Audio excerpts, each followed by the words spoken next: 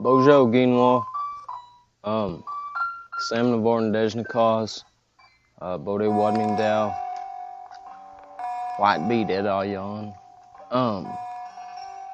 I've done a real bad job of telling you guys a bunch of stuff, and it's, I have my reasons, but there's some of the things, like I said, I need to share it with everybody, and this is going to be some of that. So it's also great for you, the way that I found this information, and I'll put the links up here.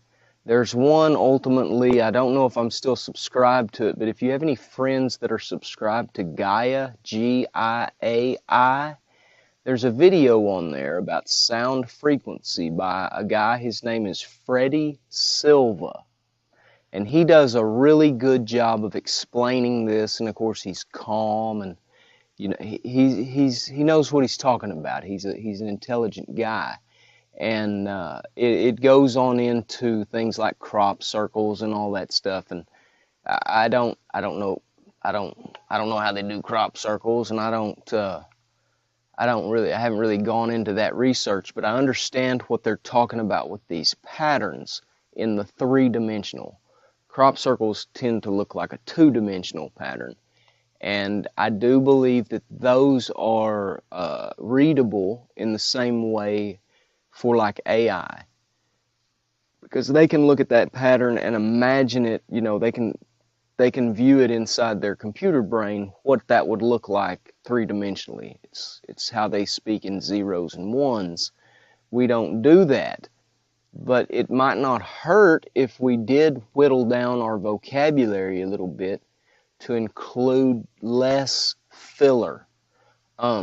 We do use a lot of filler, and I'm one of the world's worst. I'm trying to use my fancy vocabulary to impress people, and I usually use it in wrong spots and speak in run-on sentences and don't impress anybody. But Mr. Silva, he's talking about geometric math, and they call it sacred math. Sacred geometry. You'll find this all over the internet. You can go watch all that stuff. Even all the crazy stuff eventually will filter out of your brain. And because I went and looked at it as an adult, I guess I had lost all of my imagination. And so a lot of it kind of frightened me, to be honest. We got people on there talking about hollow earth and things living in the earth and space aliens coming down, and these don't like us and those do like us. And it all basically boils down to, if there's any higher intelligence in our universe, they're upset because we don't play the same game that the rest of the universe is playing. Now, I understand sometimes if you're Rudolph the Red-Nosed Reindeer, maybe you found something better to do with your time and you don't want to play with Santa Claus no more. But you may really be screwing yourself if you live at the North Pole and you can't go anywhere that isn't ice all year round. And if we're like that as an Earth, if we're like that as a species, as a race, and there's something that the rest of the universe obviously goes by, and it's not difficult. It's not difficult to figure it out. The thing is that once you go down the wrong, or not the wrong path, but once you go down this path that like the bitter Rudolph would take, he don't want to play no more. You know, I don't blame him. He's been treated unfairly. But once you go farther down that path and generations go by, you get in this pattern of just trying to prove your own DNA right. And you all know how much family means to you. But you also know that your personality and your mind, and it doesn't come from your DNA. It doesn't. However, one thing that does often come with DNA is your name. Whether they're handing names down one after the other until you have 20 people name the same thing, or they have a patch of them. My family, the Navarre family, We're horrendous about this. Like, we are the hardest family to look up over the last six or seven generations, because it's like they use the same 6 guys' names and a handful of girls' names, all of which are the kind that are coming back in style, like Catherine and Monica, Teresa. But at one point in my family, we have 2 women in the same family named Teresa, and they're both daughters. One of them is the mom, but you have Teresa, and then you have Frances Teresa. The older girl marries a Milo, and the younger girl marries a, sorry, Justin. She marries a Justin Neely. No, it's Justin's family. And I can't believe it. I'm drawing a blank on it. I'm embarrassed by that. They're Ojibwe as well. But she was the youngest daughter. And, oh, I hate it whenever I forget something that's like that. Anyway, I'll run out of space on this storage if I don't get to it. The easiest way for you guys to understand this would be to go to your local hobby store and pick yourself up one of those packages of 6, we call them nerd dice. I'm sorry, but they're not nerds, but people that played Dungeons and Dragons would have these sets of dice, and they would go through all these different shapes that weren't just the 6-sided die. They have one that has like 12 sides, that's the dodecahedron. They have one that has 8 sides. It looks like 2 pyramids with the bottoms put together. Anyway, they're going to have these different shapes. Well, each one of these shapes puts off a different resonance pattern, in that you can put the same frequency through it, and it will amplify the frequency to that resonance, which means that it stays in harmony. Now, when you line all these together, if you put them all together, they each cause a harmonic tone. If you'll think musically, like a guitar, if you space these out right, you have to do it correctly, but if you space these out and then connect them, you can run a wire, like a cable wire, up to whatever connects them. It's going to have to be long and strong, but it's going to be the soundboard, more or less. When you connect them with these wires, you can put wind socks on them, and the wind will pull these wires and cause the structure to put out the vibration. There's no loss of energy here. It's just wind. We don't have any eagles flying through turbines. They're wind socks. You put more on them, the longer the cable. And of course, you're gonna have to go in the order where you have one that'll look like a teepee. That's your 1 point. Then you leave a space open for 2. And then your 3 is going to be like a swayogan. And then the 4 is a cube. And then you start in with the pyramid, and you move up until you have the dodecahedron, the 8-sided one. You connect these all up, put a pole at the end to hold it still. And this thing is going to put off a harmonic resonance vibration. Depending on the size, it's going to provide a healthful vibration for everything in the vicinity, depending on how big it is. Even if it's small, it'll work. Man has a hard time making these patterns, but we have digital printers now, and that's what I'm looking for. I'm going to get a hold of that David Martin guy up there in Michigan, because I know he's been making 3D images of his tattoos. You should check out his tattoos. They're pretty awesome.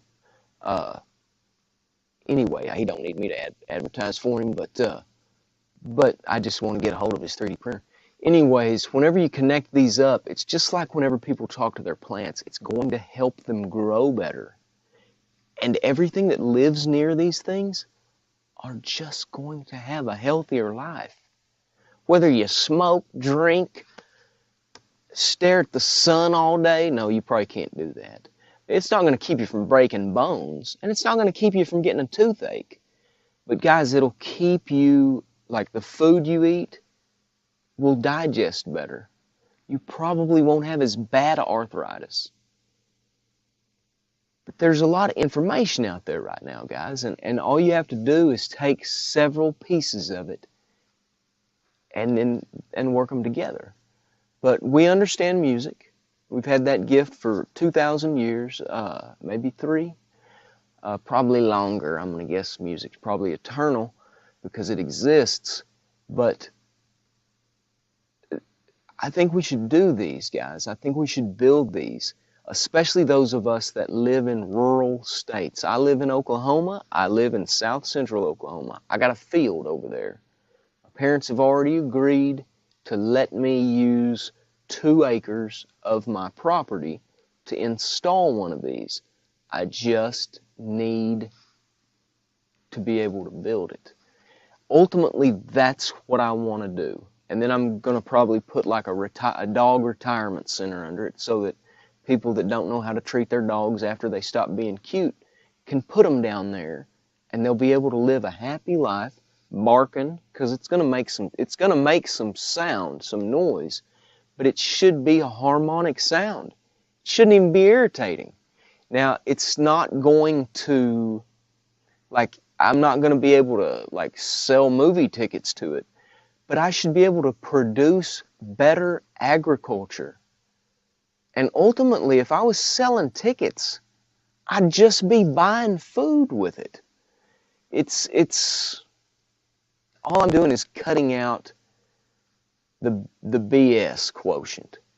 Isn't that what we need to cut out? Shouldn't we cut out the BS first? Anyway, that's as quick as I can do any video. You guys know how much I yak. But I appreciate you guys watching. I love you. I do hope that my Potawatomis, my Anishinaabe, my native friends will listen to this and get on board with this, get on board with this way of thinking. Because eventually I need the guys that speak better language than me to help me with a lot of other information. And that way we can do like our ancestors told us, and that way we can do what the world is telling us to do right now, and that's put our audible language into ancient languages, because they speak at harmonic tones which work better with our devices. The devices have to correct back to understand, and they're not made to do that. They're made by people that use ancient languages, and they went back to ancient languages when they realized that the language they were speaking was doing damage to them. These folks went on and learned our language of English so that they could share this information with us. They didn't want to learn another language, guys. They didn't want to come over here to play Jeopardy. They don't have an evil agenda. If you look at England, England is changing their language to Sanskrit. They're teaching their children Sanskrit. They forgot to tell us that they were doing that.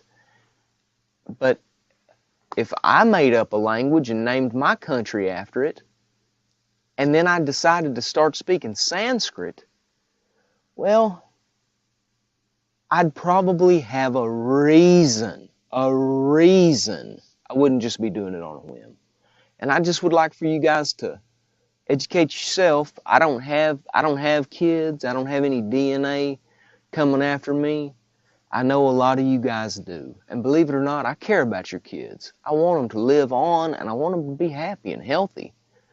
I don't want to have to come back to this world and find it a hell on earth, because if you create a hell on earth and you didn't get everything right, like if Jesus is going to save you for his millennial reign here, he might be telling you, don't ruin it. And if you do reincarnate, well, you're just going to come back as the people you've been punking out, because we're going to teach them how to start naming their kids after you guys. that have screwed the world over. That way they get a chance to understand what they're supposed to be doing here. They're not supposed to be playing collect. They're supposed to be playing learn how to let go. Anyway, guys, I hope you have a great day. Miigwech for listening. I do love you, and I'm willing to share a lot of this information with just about anybody. All I am is hungry, and right now I got a great family that's letting me paint their house. So I don't want to stay and paint until it's too late, guys. It's getting pretty late in the game. Nobody's been paying attention. We've been arguing over who can scream national emergency the loudest. And then if you'll notice, the lady, like our love interest for this season of shenanigans in politics, she cries the whole time about getting the president impeached, and then whenever they might can do something, she says, it'd be a waste of time. That's because if he's not there, she's not popular anymore, guys. She's been there for a long time. Nobody listened to a thing she said. But now she matches up well against one of them, and she wants to stay popular. Nothing else. If our judges were there because they were good thinkers, we wouldn't be in this mess. But they're there because they think this way or this way. And ultimately, those are the liberals, because they're telling you how to live. Am I telling you how to live? No, I'm not. I'm also telling you, don't tell me how to live. But I'm making it to where we both can live. I'm not living off you, and you don't become dependent on me to do it for you. You don't have to schedule me. You don't have to employ me. You don't have to take taxes out, pay my insurance. You don't have to do any of that. All you have to do is be a good person, be a good human being, and not only treat your neighbor as you would want to be treated, but treat their neighbor that way too. You know why? Because who knows? You might have a friend there. You might have something in common. And nowadays, they've got us thinking our neighbor is our enemy. Because, if we can't go fight these person over fields or those people over fields. Guys, you aren't paying attention to the history of war at all. They don't even teach it to you. There's some important stuff that happens. And we can't change the past. But if we find ourselves going down the wrong direction, but we're still here, we're still alive, sometimes you're just one valley away from the mountain that you need to be on. And wouldn't you rather just go through that valley, go up that mountain, and be on the right path instead of hanging out over here on a path of nowhere? Bon m'appétit, miigwech for listening. Work on your languages, guys. Love you.